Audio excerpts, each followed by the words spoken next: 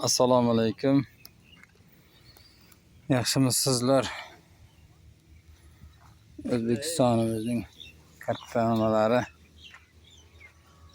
Bu mana yo'lga open budjetdan yutib olingan mana bu mana tuproq loy to'shalyapti. Bu nima bu?